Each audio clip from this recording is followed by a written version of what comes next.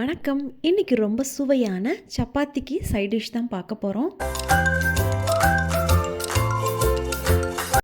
இன்னைக்கு பேபிகார்னை வச்சு தான் இந்த வீடியோவில் ரொம்ப சுவையான கிரேவி நம்ம சப்பாத்திக்கு செய்ய போகிறோம்.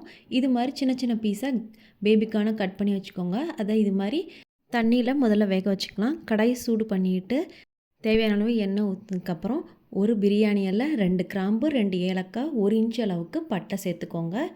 இதோடையே நம்ம 1/4 டீஸ்பூன் அளவுக்கு ஜீரகம் சேர்த்துக்கோங்க. இப்போ இதெல்லாம் சேர்த்ததுக்கப்புறம் கொஞ்சமாக கருவேப்பிலை சேர்த்துக்கலாம். அடுத்து பொடியாக நறுக்கிய வெங்காயம்,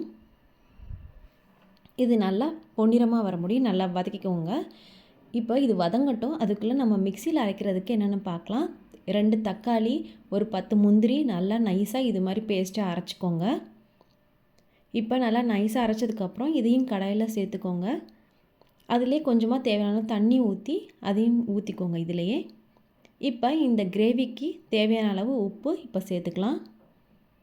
இதோட 1/4 டீஸ்பூன் மஞ்சத்தூள் சேர்த்துக்கோங்க. நான் 1 டீஸ்பூன் அளவுக்கு மிளகாத்தூள் சேர்த்துருக்கேன்.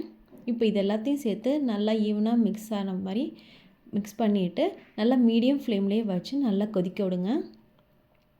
நல்லா கொதி வரட்டும். இது கிரேவிக்கு, இந்த கிரேவி வந்து சப்பாத்திக்கு ரொம்ப டேஸ்ட்டாக இருக்கும், ரொம்ப ஈஸியாகவும் இருக்கும். இதிலையே 1 டீஸ்பூன் அளவுக்கு தனியாத்தூள், 1/2 டீஸ்பூன் அளவுக்கு கரம் மசால் தூள். இப்போ இந்த மசால் தூள்லாம் சேர்த்ததுக்கப்புறம் நல்லா மிக்ஸ் பண்ணிவிட்டு இதை வந்து நல்லா கொதிக்க விடணும். அந்த மசாலாவோட பச்சை வாசனை போகிற முடியும் நல்லா கொதிக்க விடணும். இப்போ இந்த கொதிக்க விடும் போதே நம்ம பேபிகார்னை வந்து வேக வச்சு வச்சுருக்கோம்ல, அதையும் இப்போ இதோடு சேர்த்துக்கோங்க. அதாவது நம்ம தண்ணியில் ஒரு 3/4 அளவுக்கு வெந்துருச்சுன்னா, இப்போ நம்ம மீதி கிரேவி இது மாதிரி மசால் தூள் வேக வைக்கும் போதே இதையும் மீதி வெந்துடும். இந்த பேபிகார்ன் கிரேவி வந்து குழந்தைங்க கூட ரொம்ப விரும்பி சாப்பிடுவாங்க. இது மாதிரி செஞ்சு கொடுங்க. இப்போ இது மாதிரி நல்லா மிக்ஸ் பண்ணதுக்கப்புறம் நம்ம கடாய் வந்து மூடி வச்சு இது நல்லா வேகட்டும். பேபிகார்னும் நல்லா வெந்துடும். அதே மாதிரி மசால் பொடியோட பச்சை வாசனையும் போயிடும். இப்போ பாருங்கள், கிரேவி ரெடி ஆகிட்டுருக்கு. பார்க்கவே அருமையாக இருக்குல்ல, ரொம்ப சூப்பராக இருக்கும் சப்பாத்திக்கு.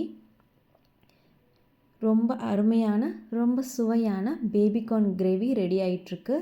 பாருங்கள், ரொம்ப ஈஸியான கிரேவி. நீங்களும் இதை செஞ்சு பாருங்கள், உங்களுக்கும் கண்டிப்பாக ரொம்ப பிடிக்கும். இந்த ரெசிபியை ட்ரை பண்ணி பார்த்துட்டு பிடிச்சிருந்தால் லைக் பண்ணுங்கள், ஃப்ரெண்ட்ஸ்க்கு ஷேர் பண்ணுங்கள்.